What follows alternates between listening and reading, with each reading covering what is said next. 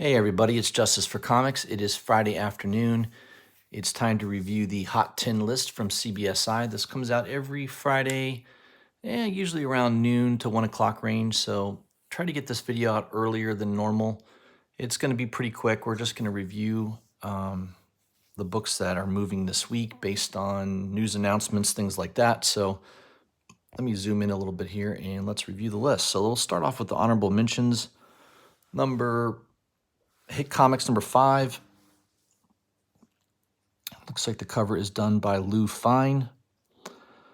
There was a $16,000 sale for a 7.5 back in January.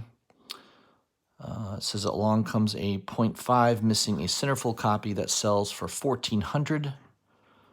Pretty high on the Gerber scarcity list. If you don't have one in love, GA, is it Georgia? Oh, Ernest Gerber.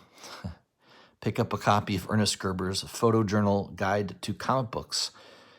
He deserves a lot of credit for the work that he did. So, again, this is a rare comic book from the 40s and 50s.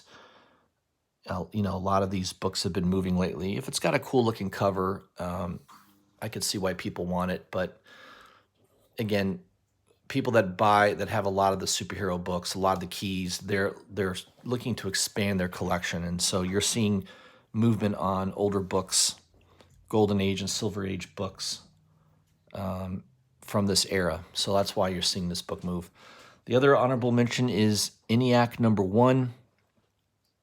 This is a new comic book called I think it's Bad Idea is the name of the publisher.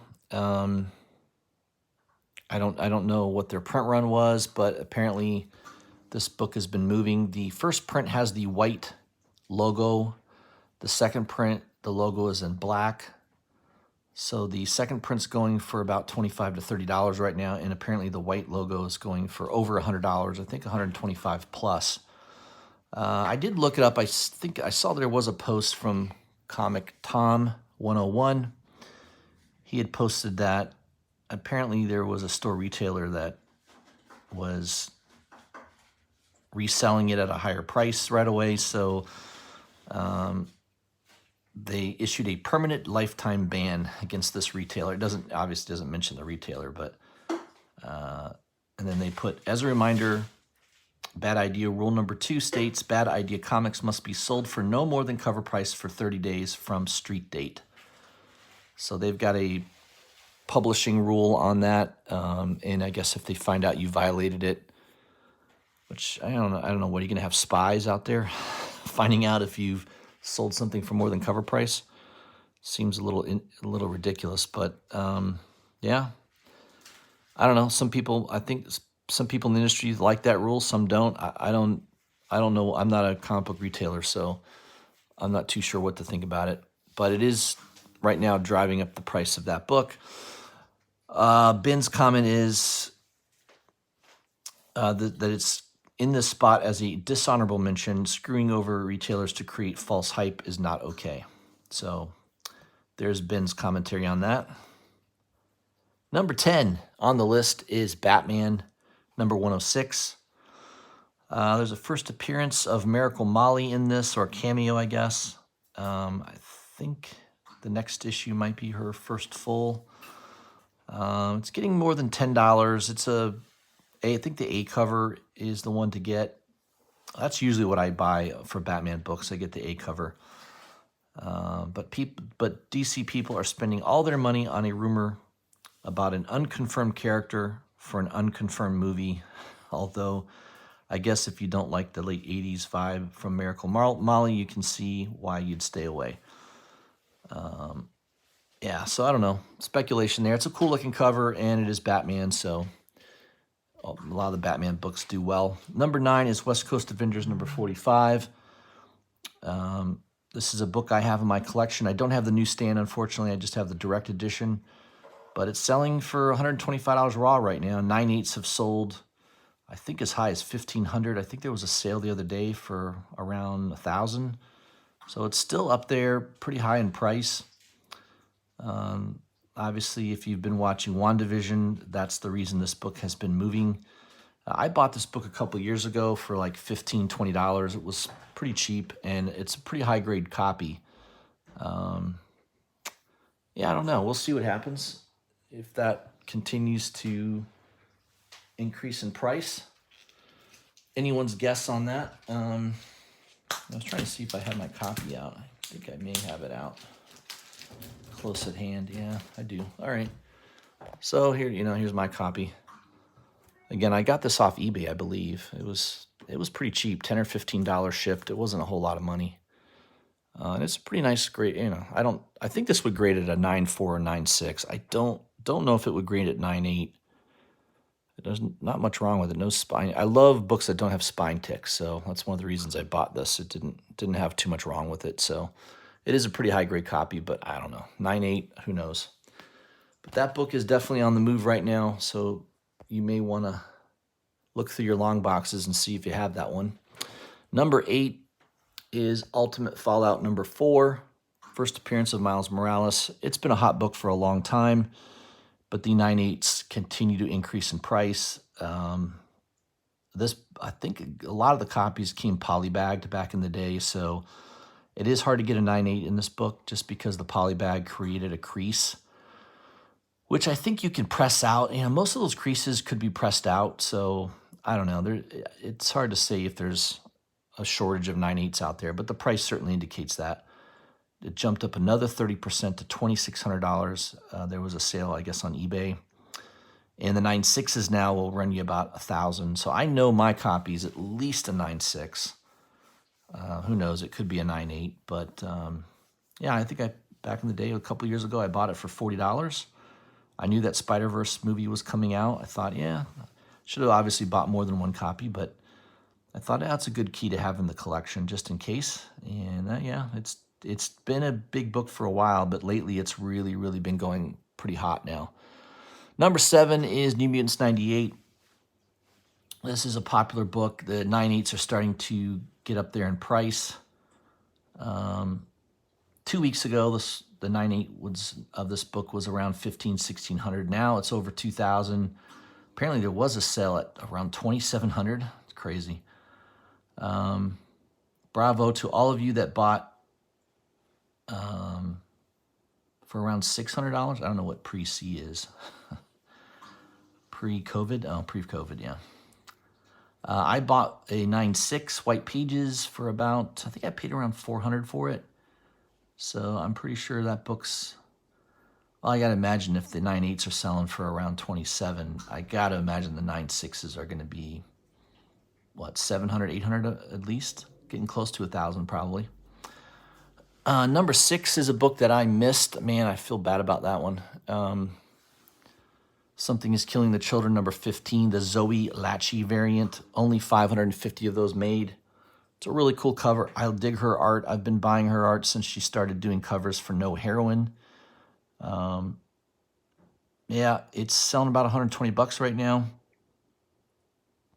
Ben says, for those of you who are chasing Rose Besch covers, I think I will chase Zoe Lachey covers and hope this one comes down in price at some point.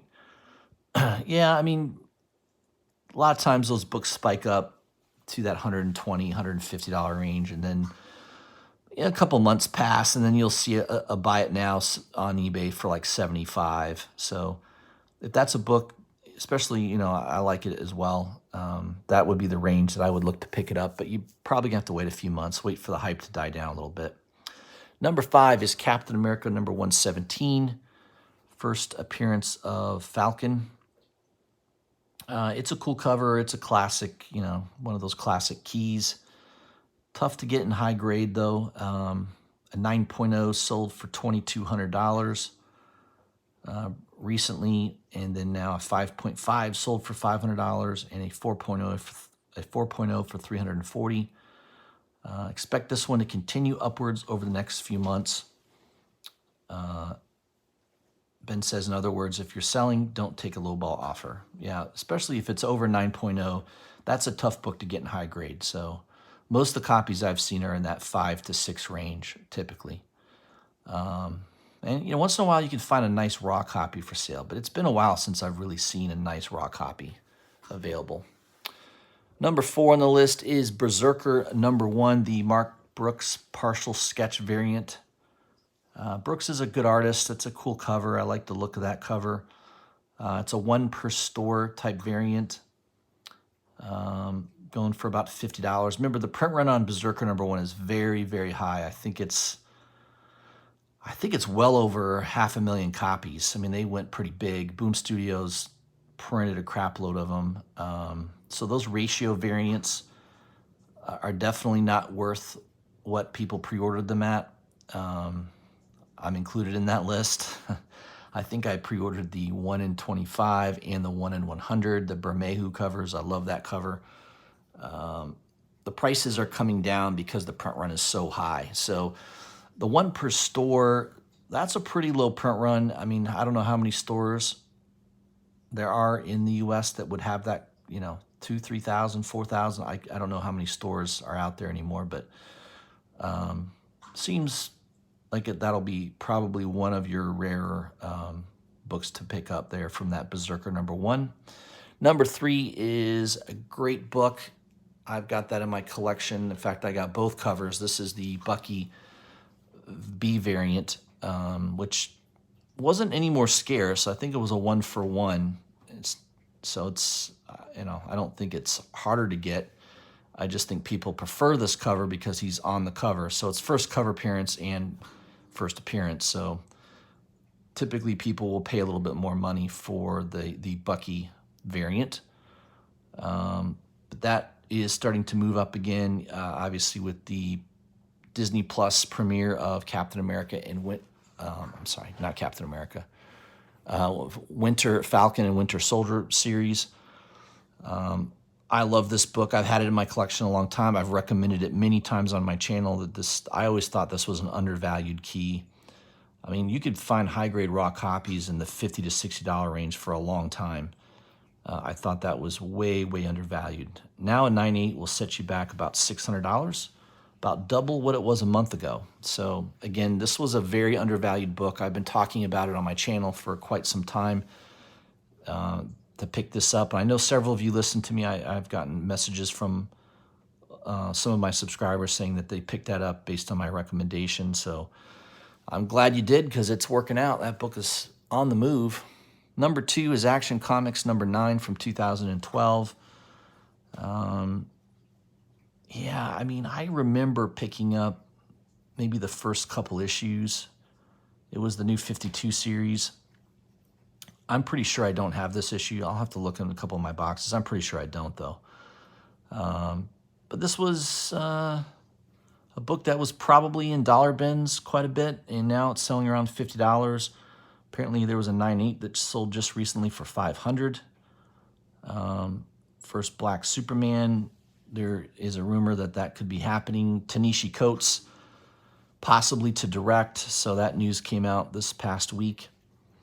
And of course, number 1 on the list, based on that news, is Final Crisis #7, the J.G. Jones variant. I want to issue a correction. On last night's live stream, I mistakenly said this was an Alex Ross cover. It kind of looks like an Alex Ross cover, but it's a Jones cover. Beautiful looking cover. Not an easy book to find. It is a B cover variant. I don't know. I always had a hard time finding it. I looked at it before, and it was always around that $100 to $150 range. So I never really picked it up. But it is moving right now, especially if you have a 9.8 copy. Probably looking at $500, $600 for that right now. Yeah. So same reason why number 2 is moving up. So that's your Hot 10 list, guys, for Friday, the week ending March 5th. That's kind of what I had for you. Yeah, if you haven't already, please subscribe to my channel. Hit the bell for notifications. Leave me a comment. Let me know what you think of this list. Like to hear what you have to say on it. Let's see, how many do I have? I've got number 3. I've got number 7, number 8, and number 9, and number 10. So, yeah, 4. I got 5 out of the 10 on the list. Plus, I do have this Inyak. Is it Inyak? Is that how you pronounce it? Number 1. I grabbed that from Midtown. I may resell that. I don't, you know, if it's going for $125, I don't really need to have that in my collection. So I may put that on eBay. But of course, by the time I get it, it'll probably go down in price. That's usually what happens. All right, guys, thanks for watching.